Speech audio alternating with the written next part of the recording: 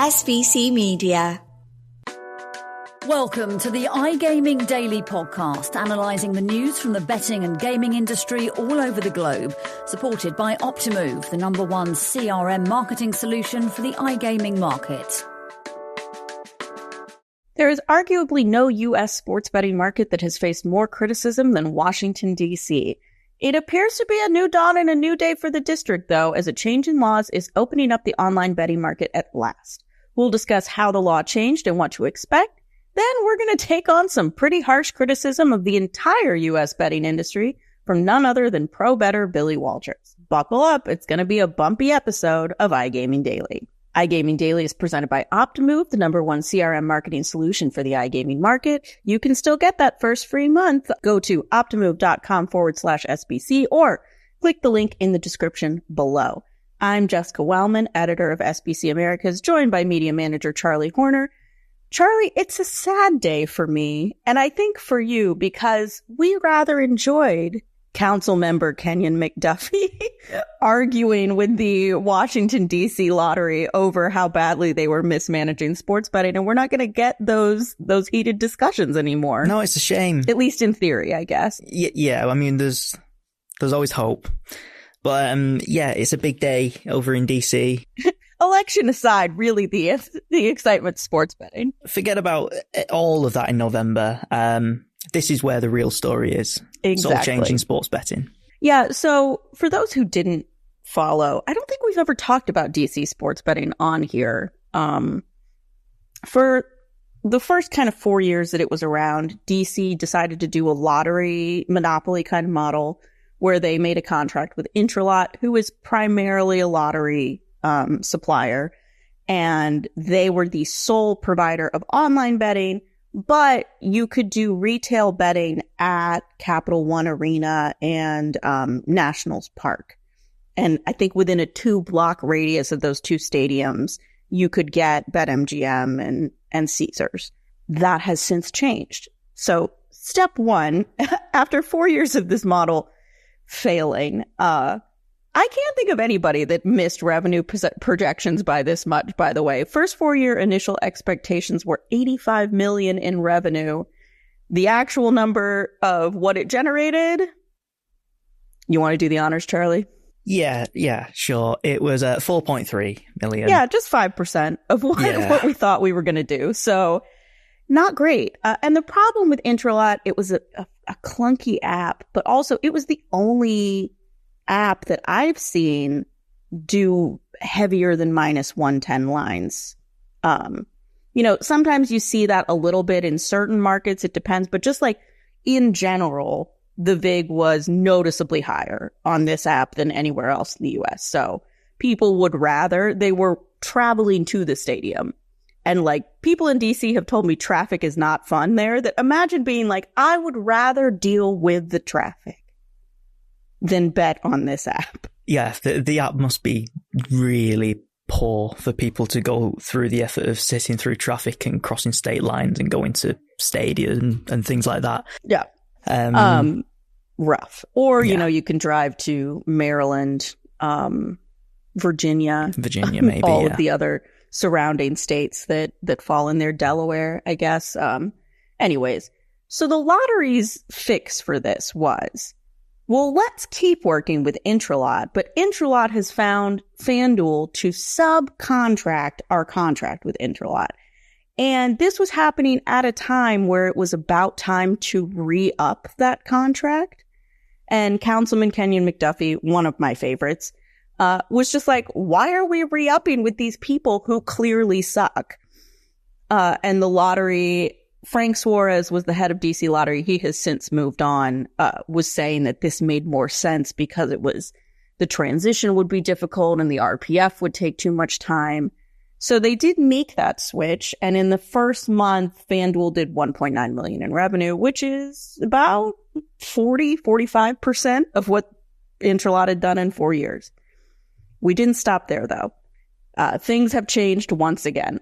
Kenyon McDuffie had been trying for some time to open up the market online, and he managed to successfully get that tacked on as part of DC's budget I think we've talked about this before. The easiest way to get your bill passed is to get it tacked onto a piece of legislation like a budget that kind of has to happen no matter what, and allowed for people to move into a license that allowed them both retail and online betting.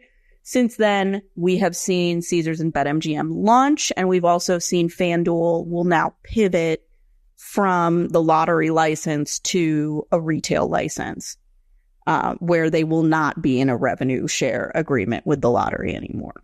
And just a quick note on the procedure to make this happen. I think personally attaching it onto a state budget isn't the worst thing or the most controversial thing in the world, because essentially it is a mechanism of bringing extra tax dollars into the state. And as we've already touched on, 4.3 million in revenue for Intralot across 4 years.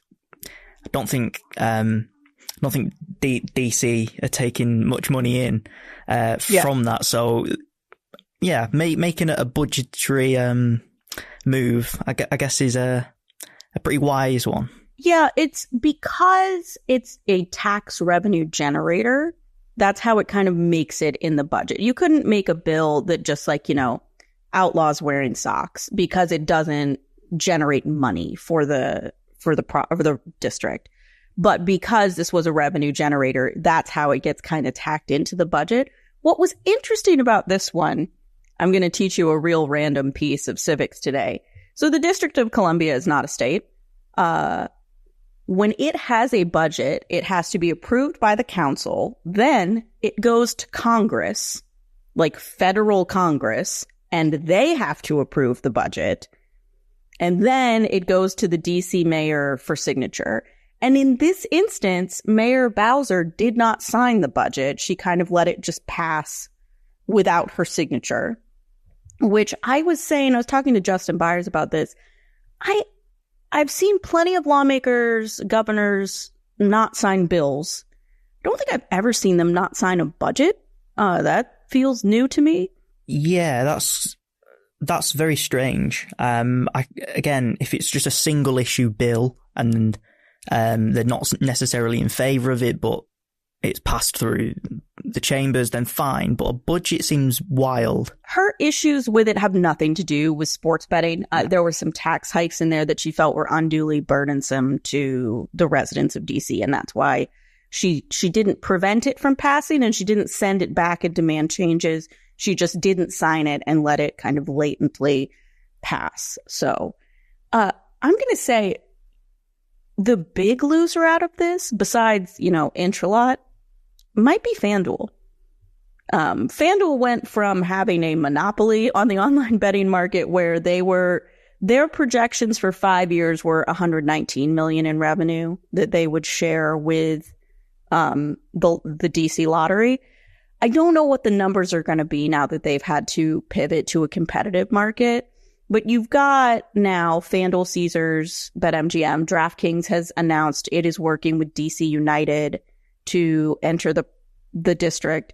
They opened things up. Initially, you had to be tethered to the venue.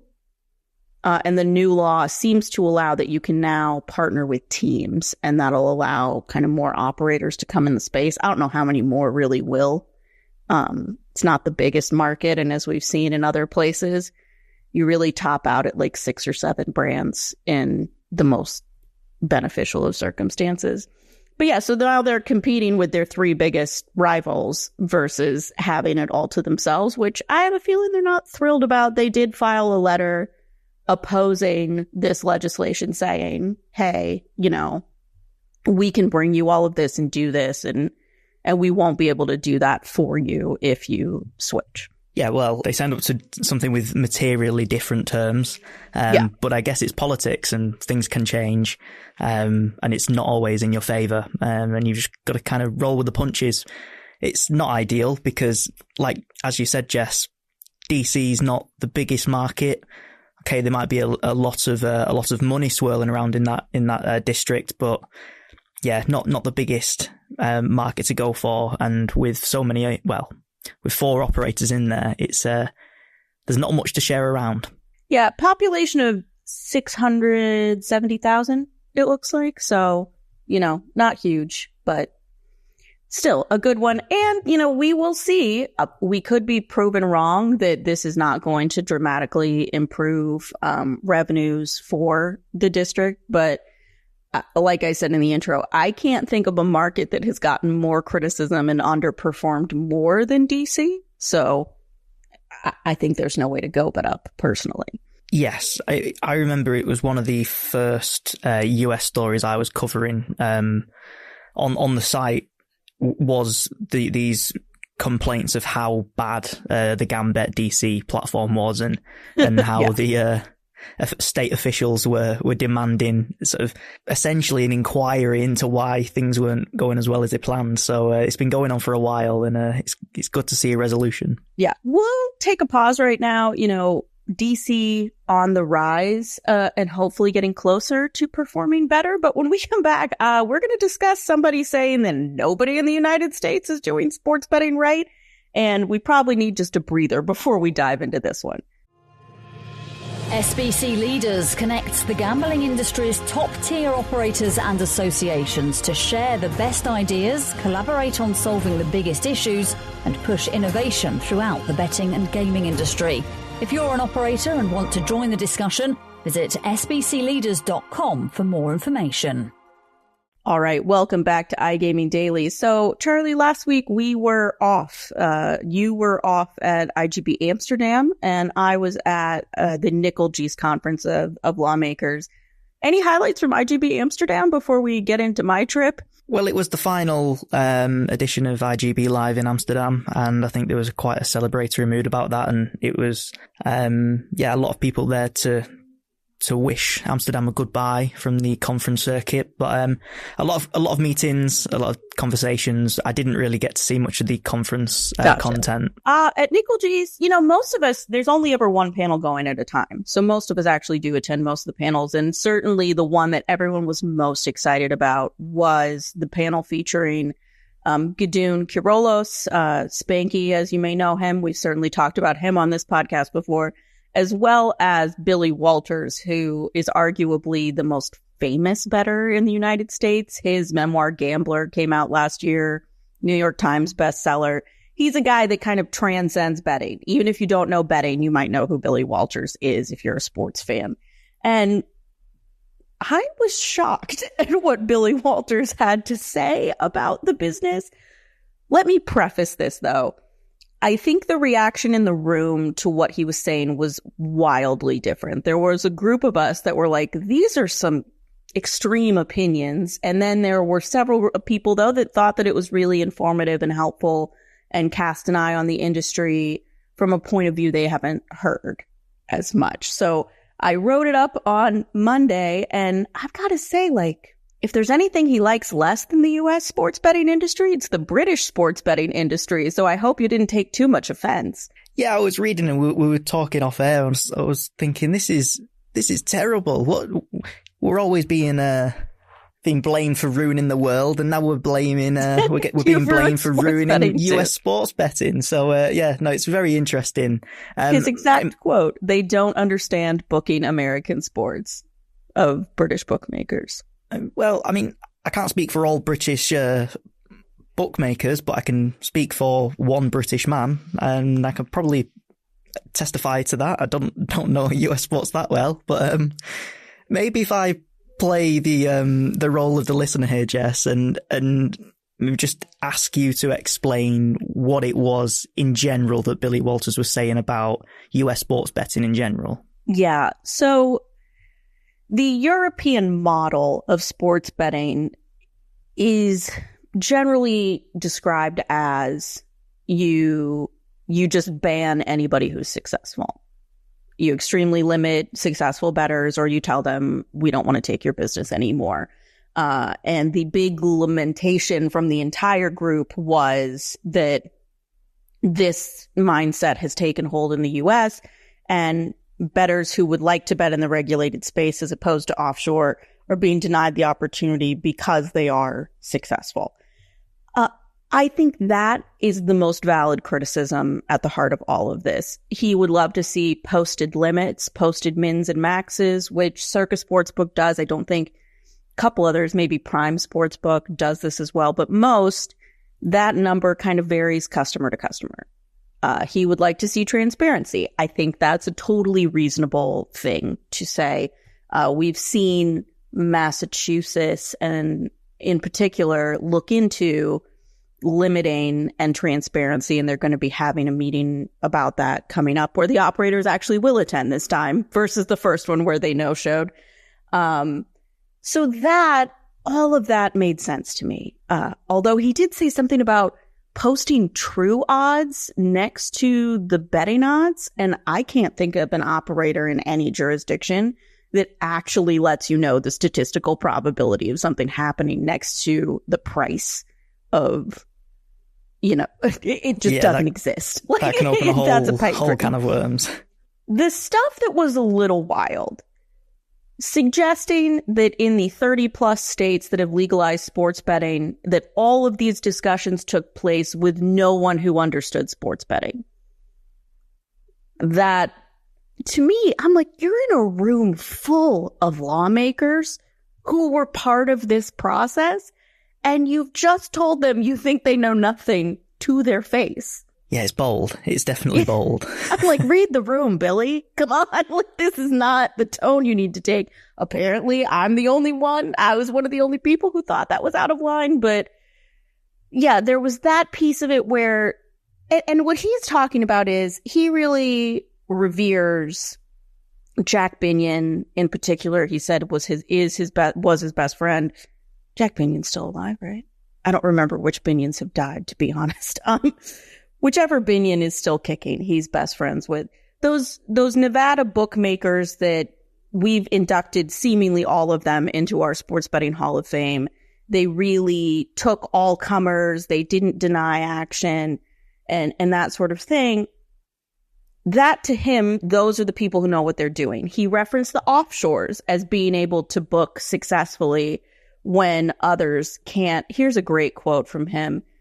Talking about transparency, if they can't operate like this and be profitable, maybe they shouldn't have a license, because I know lots of people that can. Referring the next sentence, he mentions offshore. So he's talking about offshore sports books. And I'm like, well, yeah, of course they can. You can bet on credit. You can take whoever and not have to worry about if they're actually 21 or if they're laundering money or if they're a criminal. Yeah, they probably can take whatever action they want without the limitations of a regulated market. But I don't know if sports betting, if the standard I'm betting the game at minus 110 lines, I don't know if that industry even still exists anymore in the United States. No, and when I was reading this, and it's a really interesting piece, I would really recommend it. It's linked into the podcast, by the way. Open the link description and we'll have it. Absolutely. And one of the things I was thinking about was, who is Billy Walters speaking for here? Is he speaking for the casual recreational US bettor? Because to me, and with some of the operators that you've kind of mentioned in this sort of discussion, you've mentioned that some of the things that he's asking for, the likes of Circa and Prime, are implementing these practices. Is this not him speaking for the so-called sharp bettors and those who want to go pro with this kind of thing? Yeah, so he and Spanky are forming a nonprofit called the American Bettor's Voice. And Rufus Peabody tried to do something like this previously as well. My question to all of them is, like, do your interests align with my friend who bets $100 total a week during NFL season, largely on same game parlays? I just don't believe that those interests intersect. Because guess what? I don't really see Nevada bookmakers taking a bunch of SGPs and stuff. And that's what people like to bet now. It's a different ecosystem. It's people that enjoy a different kind of betting. They view it as a lottery. They don't care about pricing. They're less price sensitive. That I just don't. As I tweeted, this felt like the last scene of Casino, a movie I'm sure Charlie has never seen. But you guys, we have a Cinema Reels episode about it. The last like coda to this movie is basically lamenting that Vegas has been corporatized and cleaned up, and now the cocktail waitress doesn't know your name. kind of ignoring the fact that this was an era where like criminals were operating some of these sports books, and like if you didn't pay, they would take you out back and shoot you. I'm fine with a cocktail server not knowing my name if it means that I'm going to leave alive from the property that I am at, but that's just me. So it felt a little out of touch. I will say what was also kind of wildly out of touch to me was this argument that nobody is happy with the results that sports betting revenues have done so far. Listen, we just ripped apart DC. There are a couple of markets that have underperformed, but you know, those markets, it was like a monopoly model. It was a bad vendor. It was something, it wasn't. If you have an open market for the most part, or a largely open market with tethered licenses where most anybody who wants to get in can get in, pretty much every state has landed on the money or ahead of what expectations were going to be. Massachusetts delivered twice the tax revenue it was expected to deliver in its first year of operation, with 1/6 of the operators that were projected to be in the space in the first place. Ohio, now I've got to say, they did double the tax rate 6 months in, so this is take with a grain of salt, but they tripled tax revenue projections in the first year that they were operating. Kentucky, we're running ahead of schedule on what revenue projections are. I don't believe the argument that U.S. sports betting is unhappy with the numbers it's producing. No, and I think that's driven by the fact that there is a higher sportsbooks are taking a higher margin than they previously expected when a lot of these bills were being passed. And that is driven by this recreational player who, as we've mentioned, likes the same game parlays. They're placing these bets that they realistically know probably aren't going to come in. And it's driving extra tax dollars for the state, which seems to go against the entire argument that Walters is making. Yeah, I mean, the operators are holding better than they thought. Handles ahead of what it's thought. Tax revenues ahead of what it's thought. We're running out of time, but I have to end on this. Here's what Billy Boy believes is really going to open up the market. He would like to see us overhaul how you pay gambling taxes in the United States. You're a Brit, which the only thing he likes about your system is that you don't pay taxes on gambling winnings. He did give you guys that. I've had 2 big poker cashes this year, both of which triggered tax forms. I'm going to have to pay a certain amount of taxes on that. And then next year, if I were to lose $40,000, I'm not allowed to carry that forward to the following year. You know, there's no carry forward on losses in gambling because it's not a job. No. Even though some people treat it as such.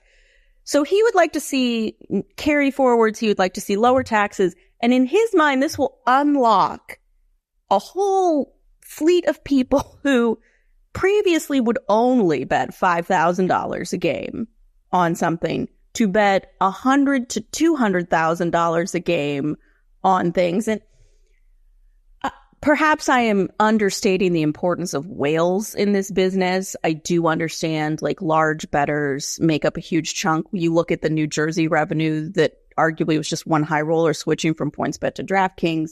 But like, I'm just hard pressed to believe that there's hundreds of people out there that have enough liquidity in their life to bet $5,000 a game and the appetite to 20 to 40x that bet size. And that 2, anybody in this room full of lawmakers and regulators thinks it's a good idea to encourage that. So again, I think to me, it was fascinating. I was riveted, but it was some interesting suggestions and a seeming lack of understanding of who he's talking to. I would concur. I think, yeah. Yeah, I can send you the whole audio if you want, because it's a riot. With that, we are way over time because I just can't stop talking about how crazy this was to be in the room hearing.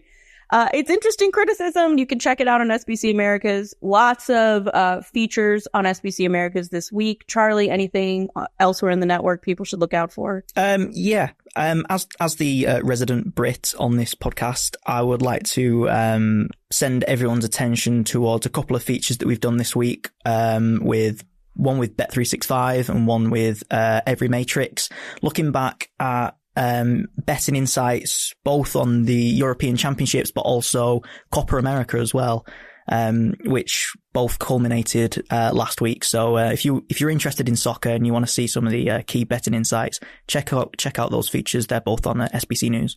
Yeah. Sorry, Brits. We love you. Our words are not Billy's words. So keep tuning in each and every day for all the latest and greatest online gambling news at iGaming Daily. Thank you for listening to today's iGaming Daily podcast, supported by Optimove, the #1 CRM marketing solution for the iGaming market. If you want to find out more about some of the subjects raised today, feel free to explore any of the sites in the SBC News network or check out the latest edition of the SBC Leaders magazine. Happy reading.